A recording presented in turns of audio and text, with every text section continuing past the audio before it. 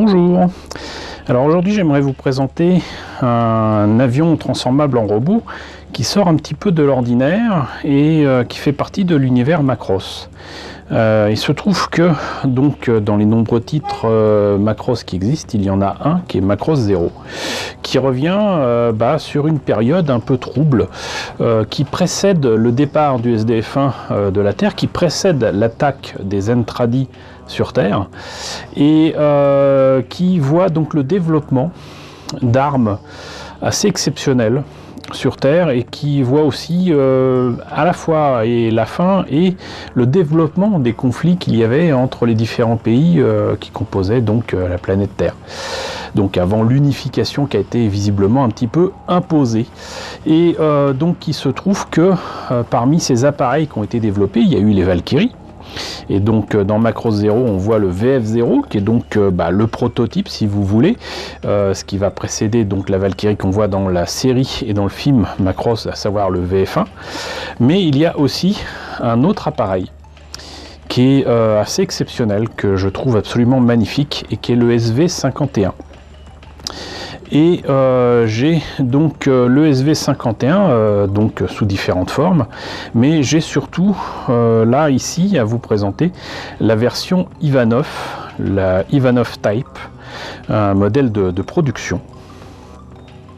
Un modèle utilisé dans le monde de Macross en tout cas en 2008 et qui est développé assez étonnamment par Israël, par les Russes et puis apparemment aussi les Allemands, puisqu'on y retrouve Dornier, si je me rappelle bien.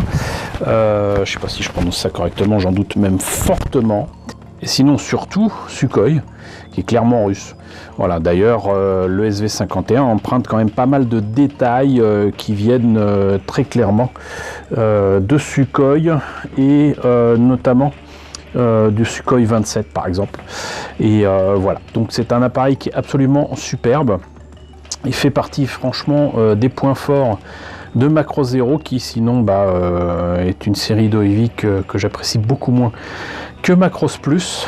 Mais donc voilà, le SV51. Je l'ai d'ailleurs entre guillemets en double, puisque j'ai cette version là, donc qui est la version de production. Et j'ai également la version Twin Booster. Et j'ai sorti les deux pour une simple et bonne raison, c'est que déjà il me faut vous présenter la version avec ces boosters jumeaux, mais surtout parce qu'en fait il y a bien des années j'avais commencé le SV51 et je ne l'ai jamais terminé pour plein de raisons que je préciserai tout à l'heure. Mais bon, en attendant, donc voyons un petit peu ce qu'il en est de ces deux boîtes avant de présenter les grappes de la maquette non montée et les éléments montés de la maquette que j'ai commencé il y a bien longtemps. Alors, je suis un peu obligé de vous montrer ça comme ça parce que les pièces qui sont dedans, donc comme je l'ai dit, j'ai commencé la maquette, je ne l'ai pas terminée mais c'est dedans. Mais donc en attendant, hop, voilà ce que ça donne pour le modèle monté et peint. Voilà. Quelques images des OEV. Et sinon, c'est vrai que je ne l'ai pas précisé, mais bien évidemment, le box art dans les deux cas, dans les deux maquettes, et de Hidetaka Tenjin. Voilà, mais c'est toujours le cas avec ces superbes illustrations utilisées par Hasegawa. Nous avons là alpha et gamma pour le SV51. Parce qu'il me semble qu'il y a différents modèles possibles à faire, à part un autre qui est plutôt rouge, que j'avais pris aussi, qu'il faudra que je vous montre à l'occasion, mais qui a une livrée quand même assez spéciale. On va passer à la version Twin Booster. Alors, le SV51, du coup, gamma, avec les Twin Boosters, vous voyez que donc, de toute façon, c'est à la fois la version Ivanov, et la version gamma. Et là je vous parlais justement de la livrée un peu spéciale, c'est le cas ici aussi. D'ailleurs ça sera certainement l'occasion de présenter non seulement cette version mais la planche de décalco qui va avec. Alors vous voyez que c'est rose et comme par hasard c'est piloté par une femme. Et là c'est la version Ivanov, d'ailleurs c'est précisé, Ivanov Type. Donc c'est Nora pour celle qui pilote ce SV51. Alors je ne l'ai pas précisé, mais bien évidemment c'est la version Fighter du SV51. Les modèles de Hasegawa ne sont pas transformables. Je vois même pas pourquoi je le précise à nouveau. Mais bon, c'est toujours utile un petit peu. Donc quelques images de Macross Zero. Et on en a fini avec tout ça. Peut-être le prix quand même. Alors, avec le Twin Booster, c'était 3200 yens. On va dire que ça fait à peu près quand même dans les 30 euros, 28-30 euros. Et la version normale était à 2800 yens. Ça fait cher la grappe supplémentaire. Donc là, ça fait plutôt 25 euros. Voilà. Si je ne me trompe pas, c'est des kits qui ont maintenant presque 20 ans, 18 ans. Pour autant, ce sont des kits qu'on trouve encore assez facilement. Donc voilà, si vous avez l'occasion de tomber dessus, prenez-les. Parce que pas sûr qu'il y en ait encore dans les prochains mois ou dans les prochaines années. Donc voilà, c'est fortement conseillé déjà. J'ai même pas à vous présenter les pièces. Vous voyez déjà que le design, franchement, vaut le détour. Donc maintenant, on va voir ce que donne l'intérieur justement de cette boîte du Twin Booster. Alors, Twin Booster, on a une planche de décalco qui est finalement très fournie, mais surtout pour la version Nora.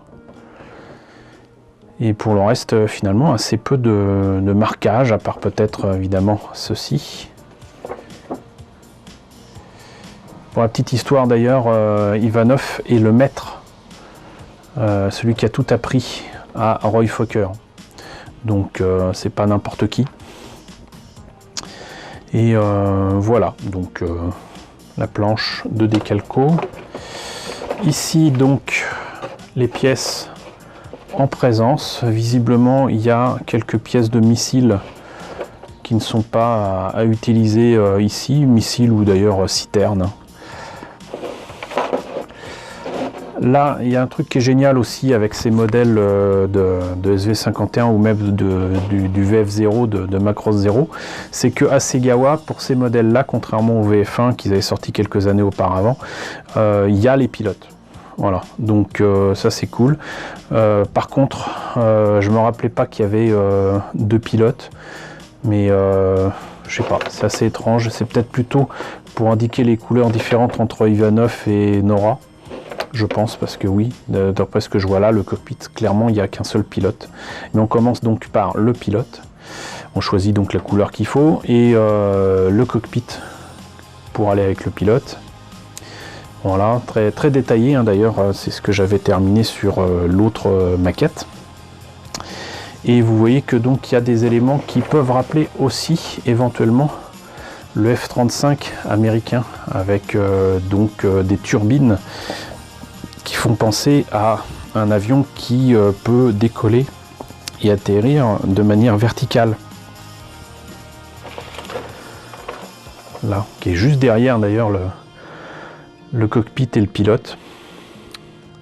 Le nez a d'ailleurs une forme assez particulière. On a donc la carlingue, j'allais dire la partie avant du SV51, qui est quasi terminé, mais on doit choisir du coup s'il est en vol ou avec les trains d'atterrissage. Je vous avoue que je ne me rappelle pas avoir vu le SV51 au sol dans Macross Zero, donc il y a plus de chances qu'il soit nécessaire de faire la version en vol, mais c'est à vous de voir. Donc là, les entrées d'air, ici l'arme et le bouclier, si je me rappelle bien, les jambes. Les ailes, qui sont donc pas à géométrie variable, mais on peut les mettre dans deux positions différentes. J'imagine que là, c'est plutôt pour l'atterrissage et là en vol. Et ici, les ailes qui ont une forme assez particulière, qui peuvent se plier. Certainement pour une version navale, je ne sais pas.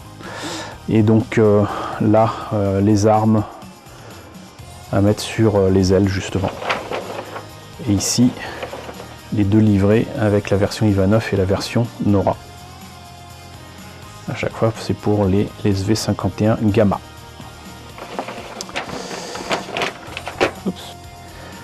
Et donc on a une petite page supplémentaire pour les fameux Twin Boosters et qui se mettent au-dessus des ailes, certainement pour offrir une meilleure capacité de vol. Je ne sais plus, sincèrement. Voilà, donc là, les pièces transparentes. Alors là, il est supposé y avoir certainement la verrière, je ne sais plus. Je crois que c'est dans ce kit-là que j'ai repris la verrière, vous saurez pourquoi tout à l'heure. Là, les Twin Boosters avec donc forcément 2 grappes identiques. Vous voyez que là, on est vraiment dans la qualité assez gao au niveau des détails. Là, la grappe avec les armes, le bouclier, les éventuelles citernes. J'ai déjà prélevé les pièces qui n'étaient pas utilisées.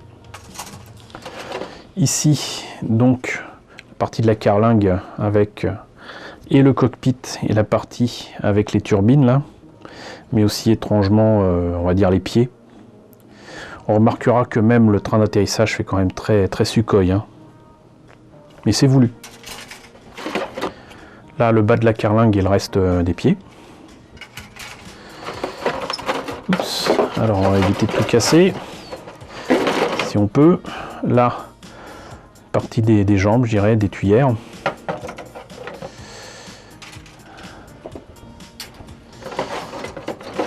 Là, les ailes avec donc cette partie de grappe qui protège la toute petite antenne quoi qu'il y a ici sur l'empennage. Et c'est assez étonnant de voir ça. Parce que là, c'est pas protégé. Là, le reste des jambes. Donc du coup, des moteurs, des tuyères. Ici, les ailes. Une partie des ailettes et, je le cherchais depuis tout à l'heure, le pilote. Voilà, il y a quelques pièces qui se baladent. Mais c'est normal. Donc là, on a vu la version Twin Booster. On va voir la version entre guillemets normale.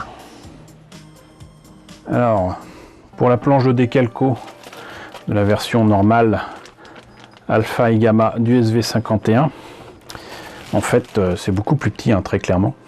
Mais c'est la planche en fait de la version Nora, la Nora Type, qui est vraiment très fournie. Et justement, pour compléter tout ça, j'avais commandé il y a une éternité, c'était sur Starship Modeler, je crois, ces planches de décalco. Alors je sais plus de qui c'est, mais c'est parce que quelqu'un s'est dit, de toute façon, il y a peut-être des choses sympas à faire, notamment pour les espèces de gueules de requins.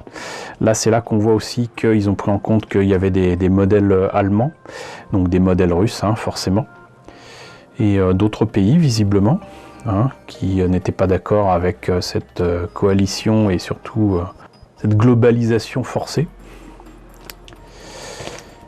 Et donc ça, c'est pas des planches de décalco normales, hein, c'est des planches de décalco customisées qu'il faut découper, traiter de manière assez particulière. C'est pas pré-découpé d'ailleurs, hein. Je trouve que c'est assez mal vieilli, c'est assez mat. Et par contre, ce qui est cool, c'est qu'il y avait donc non seulement les indications pour mettre les décalcos, mais aussi des propositions de livrets couleurs différentes. Ici, donc les 3 nations qui sont impliquées dans le XV51, certainement le projet, le prototype du SV51, donc Allemagne, Russie, Israël. Voilà. Celui-là est pas mal non plus. Celui-là est magnifique, vraiment magnifique. C'est le German Urban Sprinter. Celui-là, il est beau, mais à se damner. Là, c'est la version Russian Free Tone. Russian Arctic, la version Arctic est magnifique aussi. Là, on a la version désert IDF Israël. Grise. Là, on a la version tchèque pour forêt, l'Inde. une version jungle. Pologne aussi.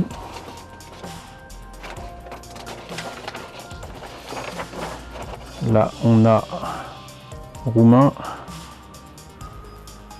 turc, anti-UN Coalition Standard. Donc ça c'est la version standard de tous ceux qui sont contre la version unifiée. Ukrainien.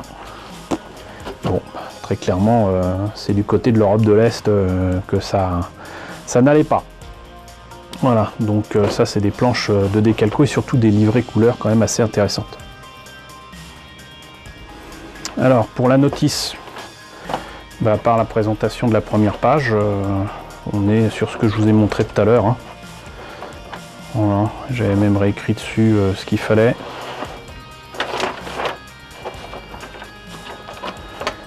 Et donc la version gamma et alpha. Voilà. Donc qu'est-ce qui s'est passé? C'est juste que j'avais l'intention de monter ce modèle à l'occasion d'une expo avec les copains autour de Macross. Et j'étais assez content de moi parce que j'étais tombé sur des couleurs assez cool, vous voyez là. Donc là c'est de l'acier, très belle couleur, c'est Iron Burnt, donc un acier brûlé si vous voulez. Moi je trouve ça magnifique. Et j'avais bien avancé, à la fois ici vous voyez sur l'avant du SV51, mais aussi et surtout sur le cockpit. Je l'avais terminé et j'en étais très content. Voilà, je sais pas si on verra correctement à la caméra. Et voilà, et donc entre guillemets, tout ce qu'il fallait c'était le mettre en place et puis continuer à travailler sur tout ça quoi. Le problème, le gros problème, c'est que en fait j'ai utilisé mon aérographe avec, vous voyez, ça c'était quand même pas mal, avec une peinture, l'une des rares peintures que j'avais, qui était donc couleur non pas noire mais plutôt noir pneu si vous voulez. Et cette peinture, qui était une peinture énamel, et ben malheureusement, comme vous le voyez, en fait elle était supposée être mate et elle a donné un rendu, moi à l'époque je trouvais que c'était brillant, là je dirais plutôt satiné. Et ça allait pas du tout, et d'ailleurs ça a mis mais vraiment un temps infini à sécher, ce qui me fait dire que ça avait été mal mélangé. Maintenant le truc c'est que c'est facile de dire que c'était mal mélangé, je peux vous assurer que j'avais très bien mélangé et surtout fait le mélange correctement pour que ça aille dans mon aérographe. En plus de ça, c'était une peinture qui était faite pour aller dans un aérographe, donc il n'y a même pas l'excuse de se dire bon peut-être que tu as fait un mauvais mélange ou quoi. La pression n'était peut-être pas bonne, le mélange n'était peut-être pas bon, c'était peut-être même carrément la peinture qui était pas bonne. D'ailleurs je l'ai plus jamais revu, mais en attendant donc le résultat est là. Alors sur le moment j'étais extrêmement déçu, et en plus de ça la verrière que donc j'avais travaillé avec le problème habituel des verrières Hasegawa, vous voyez que on voyait rien du tout, mais strictement rien du cockpit. Et ça m'avait vraiment mais ça m'a arrêté dans mes élans. Et du coup c'est pour ça que j'avais tenté de refaire l'orange jaune. Et là normalement on devrait être bon. Donc voilà où j'en étais. Je pense que maintenant je devrais être capable de retravailler ça avec un peu de compound et tout ça, et certainement un petit peu plus de patience avec le recul, c'est clair. Mais vous voyez que donc j'avais quand même pas mal avancé, et que dès que je peux, je pense que je vais reprendre tout ça parce que c'est quand même... moi j'aime beaucoup le SV51, autant je n'aime pas du tout les Ohevi de Macross Zero, autant le SV51 c'est quand même quelque chose. Et même la peinture que j'ai fait à l'époque, maintenant qu'elle est bien sèche, elle rend pas si mal. Et faut que je reprenne tout ça. Mais vous voyez que bon, il faut aussi être motivé pour faire certains projets, certains kits. Et là, avec tout ce qui s'était passé entre le problème du noir et du noir pneu, puis le problème de la verrière, j'avais plus l'envie de continuer et d'ajouter des problèmes. Mais ça mériterait quand même d'être repris tout ça. Ne serait-ce que pour utiliser cette superbe couleur métallisée. Et terminer ce magnifique SV51. Parce que même là c'est beau quoi.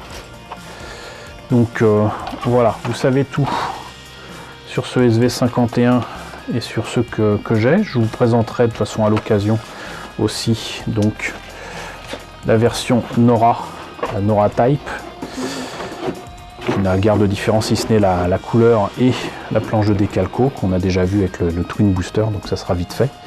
Mais en attendant, j'ai eu plaisir quand même à vous présenter ce kit qui a donc cette année 18 ans. Donc voilà, n'hésitez pas à me dire en commentaire ce que vous en pensez. N'hésitez pas à liker, n'hésitez pas à partager, n'hésitez pas à vous abonner si ce n'est pas déjà le cas. Coucou aux nombreux abonnés qui nous ont rejoints justement dernièrement, bienvenue ici. Coucou aux grands anciens qui nous suivent depuis plus de 4 ans. Merci à tous de votre fidélité, merci à tous de votre soutien sur Tipeee et sur Paypal. Au passage, j'ai vu qu'il y a quand même beaucoup de vidéos qui étaient vues par des non-abonnés. N'hésitez pas à le faire, sincèrement. Je ne vous oblige pas à voir les vidéos tous les jours. De toute façon, c'est tous les jours. Comme ça, c'est vite vu. Mais si vous pouvez vous abonner, ça serait pas mal. Parce que quand même, plus de 65% de personnes qui voient mes vidéos mais qui ne sont pas abonnées, ça fait quand même un petit paquet. Donc, bienvenue ici, si ça vous dit. Prenez soin de vous. Je vous laisse avec la liste des contributeurs de la chaîne et je vous dis donc à très bientôt, j'espère, pour la présentation d'une nouvelle maquette Macross.